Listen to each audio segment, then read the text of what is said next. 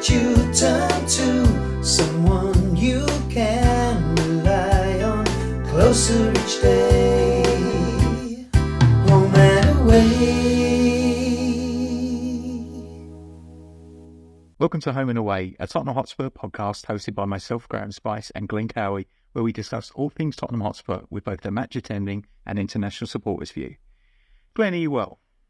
I'm good. I'm back from holiday, which was interesting because I tacked on a couple of days in Brisbane, so my holiday kind of ended on Monday, but it was more to see the Brizzy team and spend some time with them. And let's be frank, it wasn't really work. It was a bit of a team building event and catching up with the guys. So yeah, I'm good. Good holiday. Good to be back, and certainly good to be back on the pod, mate. And thank you for some esteemed folks coming in my was it the 11th hour for Josh? He got the call up. He said I asked him if he wanted to join me on Friday, and he did a bit of Googling in the afternoon, and he came up trumps for me in the evening. So we did a stellar job. Good to have him on again. Great to have Dominic on again, and he wants to get Josh back on as a guest when I'm hosting again. Yeah. Dominic was good as well. The good thing is Dominic's got a really broad experience of that's being a home and away supporter, and had obviously involved with multiple official supporters clubs as well, which is really interesting as well. He's already put me in contact with a few other supporters clubs, so I'm hoping to have more guests on shortly. Indeed, that's what it's all about on Home and Away, mate. Well, you kindly, for my benefit, and I'm really quite touched by that, you didn't cover the Liverpool game, so you left that for us to have a chat about, which, is it Mystic Glenn you've called it? I have. Your force of will drive us to a cup final win. I'm not sure about Tottenham, but I'm sure about how sure you are about Tottenham. Yeah. No, indeed. Look, again, I stand by it. I think we're winning it. I think it will be a Spurs-Newcastle final, which I've seen a few social media things where there's memes of 17 years without a trophy, 65 years without a trophy. Like, this is going to be absolute chaos if that's what actually plays out. It doesn't strike me. It will be a game fraught with anxiety for both sides. I can't see it being a good game if it does happen. Yeah. Getting ahead of ourselves a bit, but yeah, we are getting ahead of ourselves. We'd be both too shit scared to make a mistake. But look, you've got some points here to discuss on it. When I'll start kind of towards the bottom, but Kinski, what a difference it makes to clearly have a goalie who's confident with his feet, but two, just he's got almost a sense of arrogance about him. Like he's brilliant. He's pretty chilled though, right? He's not. Oh yeah. I mean, the guy's just bowled up, been there 3 days, put in an absolute shift. I mean, it was that early in the game where he chipped the ball over Diaz. Was like, my heart had stopped when he did that. I'm like, because we've seen it so many times where we lose the ball in situations like that. But absolutely unflappable, wasn't he? There was two. There was that one. And then I can't remember which Liverpool player it was when it was looking like he was going to be lobbed, and he went back and he caught the ball, and he didn't have to do this, but then he let it bounce. Yeah. We were like, what are you doing? I mean, he was just very assured of himself. Yeah, it was quite low. It was quite a low ball, wasn't it? He caught it. Yeah. Yeah. So I thought he makes such a difference. And for a goalie or any player to come in 3 days with the club and make such a difference and give us that stability. Do you see, do you think that's the end for Forster? Not by virtue of him doing anything wrong, but age. I mean, he's not now featured on the bench. I think that's it. I think Kinski will definitely will probably rejig the Europa League squad, right? And I think he'll end up being in it. Would make sense to me if we, I don't know how else that affects the rest of the squad, because we'll probably bring in Jed Spence as well, I would imagine. Because you hope so. Yeah, and then after that, I don't think, unless we sign more players, which I hear that the one we were after, the one he's gone to Juventus. So yeah, he's got, I mean, and you can't. It was an area I didn't think we really needed a player. I think we need, if we're going to get attacking players, the area where we're weakest at the moment is still wingers. Like I think none of our wingers are good If, at the if moment. if we could go and get Rashford on loan for 6 months, I'd be quite happy with that. Yeah. Because it's low risk. And what's the worst that happens? It blows up in our face. Okay, then we just send him back, and he ends up going to Saudi next season or something if he really wants to make the money he wants to make. But I agree with you on that. But just going back to the game, you mentioned his name, Jed Spence, coming into Europa League. He's had some really, really assured performances, and he has this ability. I don't know if you've noticed, when he's playing on that left back spot, he uses the outside of his right foot to play a lot of balls, and it. Do you know, it reminds me of No. Waddle. Yeah. He used to do that all the time. He was so one-footed. He used to play everything off the inside or outside of 1 foot. Yeah, just outside of it. Yeah. That's a really great shout, actually. He's been excellent, both defensively and as an attacking utility. The players I called out in that particular game to having really good games, Kingsley, obviously, and we've covered that. Yeah. I would say Archie Gray, Jed Spence, and I actually thought Basuma had a good game. He did. Yeah, he did. Covered a lot of ground. Yeah, covered a lot of ground, a bit of a brick wall. Solanke again as well ran himself into the ground again for us. Yeah, unlucky not to get that goal that was fractionally offside. And I was really confused because I was watching it up in. If our listeners can hear that, it's absolutely dumping here. There's a storm rolling around, so you might hear the rain in the background. A nice summer storm. But Solanke really, really played well again. But one we haven't touched on as well is Bergvall. Obviously, he scored the winner. Should he have been on the pitch to do so? Where do you sit on that? Absolutely, he should. And I tell you why. Not. I think he should have got a yellow for the one that everyone's contending. But I think the first one was never a yellow. So actually, it swings and roundabouts for me. I think that we've had. Do you remember? Can't remember who it was. Someone went studs into that's Skip's face. Yeah, into Skip's face, and not even a yellow. Not even a yellow. Yeah. So these things even themselves up over time. In my mind, yeah. There's been games where we've got really silly things given against us. So I'll take them when we get them. Yeah, no, I'd agree with that. And going back to the Solanke goal that was not given, I was watching up in Queensland. We were in an Airbnb and Lindsay was watching there with me. And I didn't think they had VAR because we didn't have VAR against Man United. And then they change it again and we get VAR in the centre. Yeah. This doesn't make a lot of sense to me. But yeah.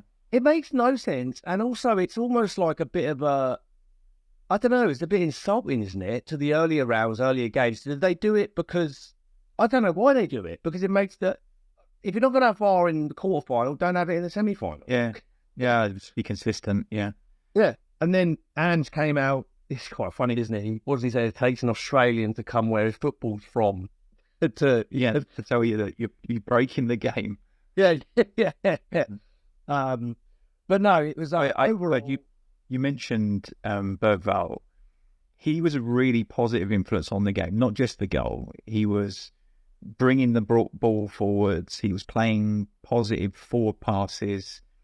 I feel like he's really growing as a player the more game time he gets. And so, for all of the problems that we've had, and we've gone 13th tonight with West Ham going above us, believe it or not. I was having some work stuff to deal with early, so I haven't seen any highlights or anything, but I just checked the scores. West Ham obviously beating Fulham, so 13. But we'll get into it in a bit, but I guess we can go back and forth with it. But yeah, he was. It has meant that players that maybe would have been peripheral have had, a good run in the team. Like Spence and Gray and Bergvall probably wouldn't have played this season without injuries, right? Yeah, they would have played, but they'd have played odd Europa League games and maybe a couple of cup games. So the fact that they've got, Gray must have probably 12 games under his belt already. Bergvall probably 7 or 8. At times when Gray's played there, I have been scratching my head, as we discussed, with why aren't you using a centre-back when we've got one in Dorrington? For me, that Liverpool game, and it's taken a while for me to accept it, but it probably epitomised the reasons why he plays in there. He's so good at bringing the ball out. And there was one stage of play, we didn't score from it. It wasn't the goal, or it wasn't the offside goal, but it was when he kind of stepped out. He looked very assured of himself, and he picked a lovely ball that just split the two central midfielders in half, and he played in Kulusevski. And he looks about 28 doing it, not 18. Yeah. Yeah. I mean, wonderful talent. And then Ange in his post-match was saying, look, I hope I'm the one managing them and around to kind of take advantage of this. Yeah, in 3 years' time. Yeah, this crop of players we've got, because it is quite exciting. And I'm sure, well, we will. We're doing it so pre the second leg, but at the moment, I have one thing to cover actually before we do that. Bentancur, strange injury. Like I thought he might have had a seizure or stroke or worse. He didn't. Yeah, maybe it's just, you know what it's like with slow-mo video and that. You get a sort of... But he did look rough before he went down. But when he went down, he banged his head quite hard. I think he got a concussion. I think that's as I understand it, that's what he's out with. And so yeah, it's nothing more serious anyway, for sure. Yeah, I was really worried about him. But yeah, same, right with you there on the severity of it. But I mean, we'll cover off on obviously the second leg in more detail when we obviously do a pod before that game. But believe it or not, we've got 1, 2, 3, 4, 5, 6, including Europa League, 2 of those, 6 games before that second leg. So God knows what can happen with our luck on players that we probably won't have. Kinski will probably have broken his leg by the time the second leg comes around. Remember, we also lost Werner on Sunday as well. Yeah. Although you could probably say that's not a bad thing, given that we've Mikey Moore's But we've got a few games before then. God knows what's going to happen with players coming back, players obviously picking up various injuries or whatever might happen. But do you think we can go to Anfield and get something? I do. I think we can go there and get a 1-1 draw and go through. Yeah, I don't see why not. They have to come at us. Maybe I think it might be a very open game, and it could be. I can't even begin to think what the score might be. It could be anything, right? From another 6-3 to a 1-1 or a 0-0. But it will be a spectacle. I think it should be a really good game. Yeah, no, for sure. Well, speaking of cup games, we had one after Liverpool, and then we obviously got the North London derby to look forward to, which is coming up. How did we see the Tamworth game? I didn't watch live. I was in Queensland still, and it was on not an ideal kind of feed, like grainy Wi-Fi shit. I just couldn't be bothered. It was a 10:30 kickoff, so I thought I'll just watch the mini match in the morning, which I did. And I'm kind of glad I did, because it would have been me up till close to 1 a.m. I mean, I'd like to talk more about probably Tamworth and tip my hat to them on how bloody well they seem to play on basis what I saw. I do have a bit of a cynical view on the nets being fixed. I think that was a bit sage. I mean, that was a candid camera moment. No one's missing that shot. Yeah.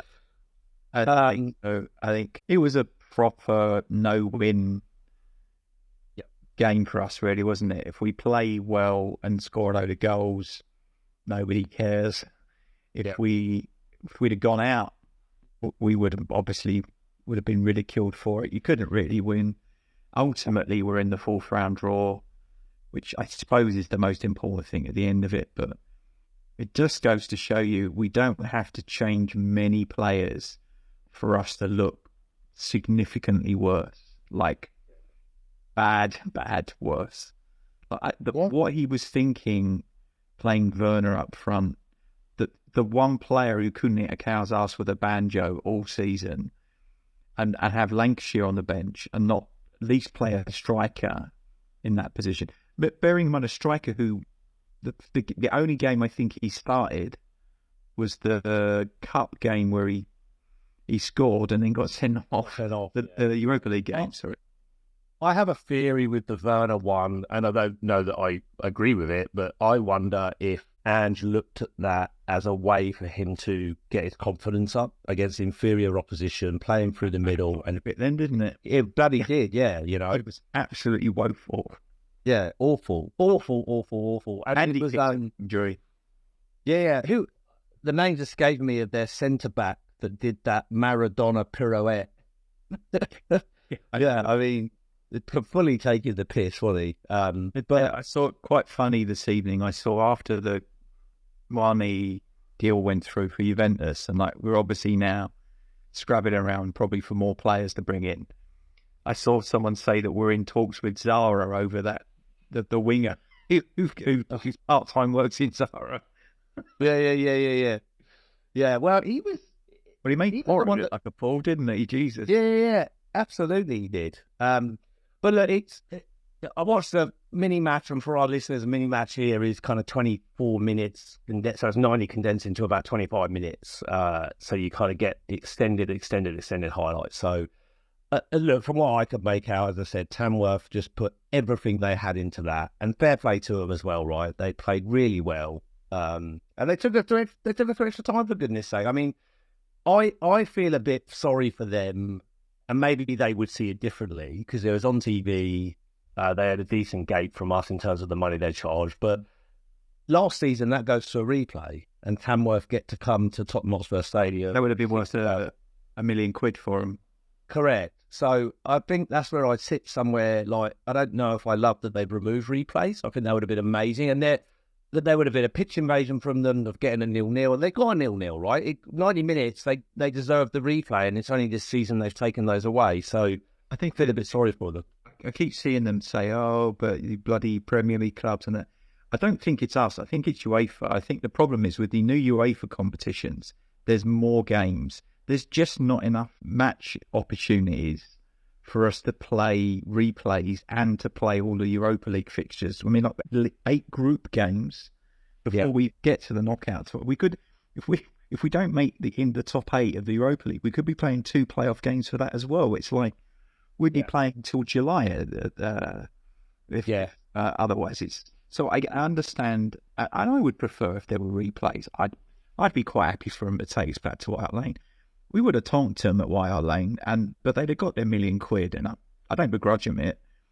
100%. So it's just, I understand the reasoning, but you know, it's kind of out of our hands a little bit.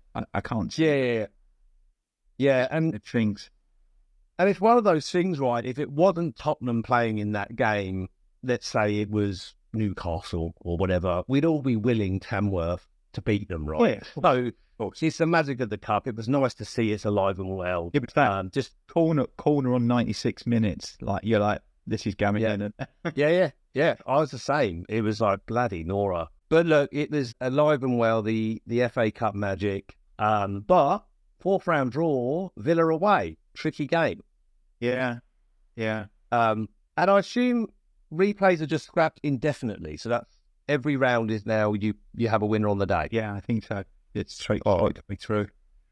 Well, tricky game then, because Villa away, they're not a bad side. There's probably a competition they would have an eye on to want to win as well, right? I think it's just after the Liverpool game as well.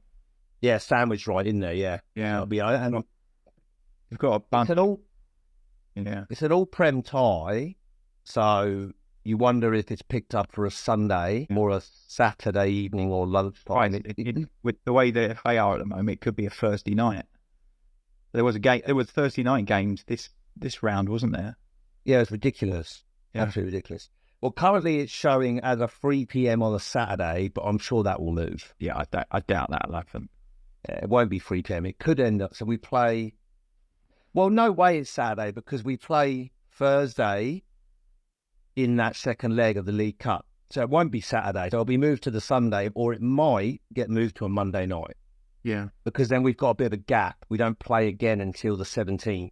Sorry, the 16th against Man United. So it could get moved to the Monday night. Are you sure that it's not? It's not an international break? It's something stupid, is it?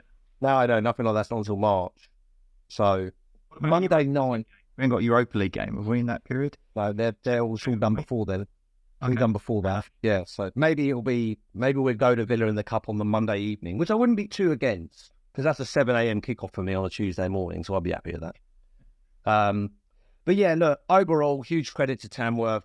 Fully deserved the replay, which they never obviously got, as we just covered. But where do we sit on the game that we all dread? North London derby. You're not actually going to get to to see it, we don't think, because you're going to be doing a day trip to Paris. Honestly, my luck with these games is legendarily bad. This is the second time I've had a North London derby where I've been on a plane. Like, I can't book flights to save my life around my football life. And then the last game, the home game, I was in Amsterdam and I couldn't go even though I had tickets for it. I had to sell the tickets. So, like, I've just been really... I don't know if it's just like some sort of subconscious thing that I kind of do it on purpose because I hate, the game makes me feel sick. I hate this game. It doesn't matter. I've been to a number of them, but they're not good games to watch because I think it's because we know the history and like expectations are, we can't have nice things around this game that often. So yeah, I think I will be on a plane back from Paris when the game kicks off. I will get back to Heathrow about 9:25. So maybe I'll see the last 15, 20 minutes on my phone walking through the airport. Yeah. Well, I hope you get to experience some of it somehow. As I said, I've had luck on airplanes with the Wi-Fi where you can stream TalkSport tends to work. When I've been in the States, I don't know if that's the same for Air France. I think you're flying. I will obviously check it out if I can. That would be great. I don't know if I might get arrested by the air marshal for celebrating too much. Yeah. So let's hope you are celebrating too much. Yeah. Well, and speaking of celebrating, we haven't beaten them in the league. I'm just looking at the head-to-head 2022. So it was that under Conte. Yeah. Well, they came to us and we beat them 3-0. So, and we haven't beaten them away. I mean, it was the last time we won at the Emirates in the league. I think it was that Kabul winner in 2010. Yeah, that 2010. The 3-2 when we were 2-0 down. Yeah. So that's 15 years. We drew last season, didn't we? We got a nice draw last season. We played actually really well because that was quite early in the season, wasn't it? It was September. Yeah. But to your point, mate, it's a game that fixture I hate. I never enjoy it. It's actually on I'm surprised that it's a night game in England. That's pretty rare. Like, usually they're on a weekend. But anyway, it is. So it's 7 a.m. for me. You expect it to be Kinski in goal. Obviously, that picks itself. The back four tends to pick itself. Still no Bentancur. No. So and then obviously Sarim Basuma probably. And then it's really either, depending if it's a 3 or a 2, but I'd Kulu or Madison to make up the 3. And then I think probably Kulusevski on the right and either Mikey Moore or Son on the left. I think Son still looks a bit drained to me, but I don't know whether Moore's been out for a bit. Maybe he comes back. Maybe he's a bit more energy. He played really well in the second half against Tamworth. Yeah, he really did, actually. But from the highlights I saw, the extended version. One thing I would say as well that's not really been discussed, against Liverpool, the new Korean guy was on the bench. And then he wasn't even featured in the FA Cup. Which was nuts. Yeah, which was really weird. You think, he's going out on loan or something, and that we're not actually going to play. Do you think he featured in the squad for the North London derby? Maybe, but then if we've got Kulu on the pitch, we've got Johnson on the bench. So, do we really need him? Right. I think I heard already that obviously we know that Dorrington's gone to Aberdeen on loan for the rest of the season. Yeah, but then signed the new contract as well. Yes, yeah. But also I've heard that Lancashire will be going out on loan as well, which I think is a weird one. I can only assume that means that we're expecting Richarlison to last more than 10 minutes again this time, which I think is a big gamble. Yeah, well, indeed it is. Indeed it is. Look, the one saving grace I would also say is, Arsenal fan TV is now back in full swing. Yeah, which is interesting for me. I mean, they're not in great form, but they're still. I mean, whether you want to agree with it or not, they've lost the last 2 games, right? They've been knocked out. They have. Week. They have, but if they were to beat us in the North London derby, which let's be honest, it puts them within 4 points. Points of Liverpool. 4 points, but Liverpool have a game in hand. And yeah, but this goes to show you, doesn't it? Football fans, it's just weird. But the talk of them wanting, gone. Whilst I was getting ready for this, I happened to watch the Last Word on Spurs, and they had Lee Judges on, so to give a kind of Arsenal perspective on the Northern Derby, and actually, he spoke really quite well. I was quite impressed that he understands what it really means to the real fans, and I think he comes from a mixed family, half and half. Yeah, the good, the bad. And so, it was interesting because they've got their own problems. Like, on top of the other injuries they had, Jesus now he's got an anterior cruciate ligament injury as well. So he ain't playing again this season, probably. Well, and that's a real fortunate thing for us because he was actually looking really good when he'd come back into the team. Yeah, I'm just looking on. Okay, so there's White is an injury doubt. We know Saka's out.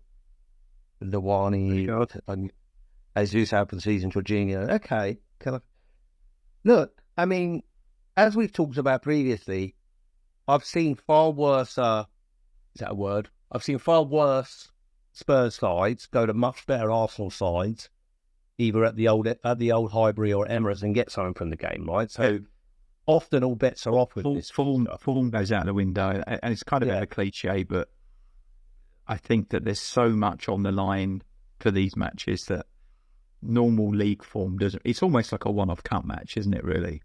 Yeah. We really do need a win in the league. Like, it's been a while, in terms of a decent victory. Now, while the Liverpool result was huge and important and all the rest of it, it wasn't in the league, right? So we need something. So who knows? Maybe this one is the day where we finally beat them away after 15 years of trying. If you recall the home fixture this season, we were all over them for most of the game. We absolutely battered them for a lot of the game. And they got a lucky corner. Yeah. And then scored from a corner, which, with one of the many set piece dead ball goals that we've conceded this season, because apparently that's not a priority for the coaching. Yeah. Although we've not done it so much recently, I have to say it does look like we have been working on it at least. But I didn't think there was much in that game. I don't think Arsenal were very good, and I think the way we played actually nullified them for a majority of the game. So maybe they've got a home advantage. Anything could happen. I don't think there'll be that many goals, funnily enough. I think it could be a fairly low-scoring draw. It'd be 1-1. Tight game, 1-1. I'll say I wouldn't disagree with you. I mean, I would love a 1-1. There's I'd take the point down. I would 100%. You take a point all day long. I don't see us really changing, as we know, our approach to the game itself in terms of how Ange plays, and that could play into Arsenal's hands in terms of they could hit us on the break. But Kai Havertz isn't in great form either, is he? No, the only good thing I was to say is if we play more like we did against Liverpool, where the fullbacks were less forward, we play inverted. It means they get less space in behind us, and it's more a balanced approach. We still manage to get forward and create chances. It just means that we don't look so porous at the back. And I think if we play like that, then we've got a good chance. On our day, I think we've said it before, on our day we can beat any team. 100%. We just need to make sure that those any games happen far more often than they are at the moment, and ideally in the league. Yes, no, indeed. We need to, because we really do need to put as results there. Because as you touched on our last episode, I think top 6 is now quite precarious in terms of where we position. Because you said we've now gone 13th since West Ham have won. Yeah. So even with a win, beat Arsenal, that puts us on 27 points. That only moves us up a spot, right? Where it just would be 12. So, and then our league games after that, we go to probably a resurgent Everton under David Moyes. Quite funny that he would go back. And then home to Leicester, and then we've got Europa League, and then the next league game's away to Brentford. So, I don't know, mate. It's going to be an interesting few games because North London Derby on top of obviously the first leg of the semi-final, huge game, and a huge games for Kinski to come in, right? All he had his debut, and then North London Derby is technically his third game. So what an array of differences. You've gone from a League Cup semi-final to Tamworth to a North London Derby. Yeah, not a bad first week or so, is it? No, indeed. So one thing that I wanted to cover off. Yeah, I think you're going to say what I'm about to ask, but go. If you don't, I'll ask. As sure as night follows day, Sol Campbell pops here just before North London Derby. And what frustrates me about him is he's like, why can't you just put it all behind you? And then he does basically an interview with Robbie Lyle off of AFTV, which is inciting more anger amongst Tottenham fans. And then he's done a Google Pixel advert where he basically mocks us. Yeah. And I think you get everything you deserve. You literally are garnering this hatred yourself. You're literally playing up to it now. So don't ask for forgiveness. You're never going to get it. Just get used to it. He's just goaded us, and now we're going to be loud as ever about the nice songs, which I won't repeat here, about Sol Campbell. But it's funny because I was going to ask you what it was because I've had some phone issues this morning and I was dealing with some work stuff and I hadn't had a chance to watch what you sent. So, I'll give that a watch in a minute. That's a modified version of the original. Right, okay. You'll enjoy that one. Yeah, I'm even more excited to watch that. You should try and find the full Google Pixel advert, though, because it is, it's not great. It was completely unnecessary. Google's had done a blinder there. All I can clearly say to you is Google will not be our stadium sponsor. It will not. They don't want us to dismantle it. Yeah, it will not be the Google Arena. Good stuff. It might be the Danny Rose Google Arena, but not. Great show. Well, good stuff. And I think you'd mentioned it, but probably looking at some guests from maybe further afield. I think we're looking at some maybe Hong Kong Spurs, or was it Singapore Spurs? I have some people lined up. I've had a bit of a busy week this week, a lot going on, so I haven't had a chance to reach out to them yet, but try and organise for the next recording that we do, which will probably at the weekend. We'll see. Yeah. I reckon so, yeah. That's the problem at the moment. The games come thick and fast, don't they? It's like we don't get enough time to do the recording and do the edit in between the matches. Yeah. There's too many games, and then I didn't help by being further afield on remote islands. You're allowed time off. It is allowed. Yeah. And nothing more from me other than to again thank you, Josh, for spilling in, and thank you, Dominic, for joining on the last episode. It was a great listen, and come on, you Spurs, let's beat the Arsenal. Thanks for everyone who's listened in. Please like and subscribe to the podcast to tickle the algorithm so we can get in front of more Tottenham supporters. And as Glenn says, come on, you Spurs. You can contact us on email at tottenhamhomeandaway@gmail.com or on Twitter X @TottenhamH&A.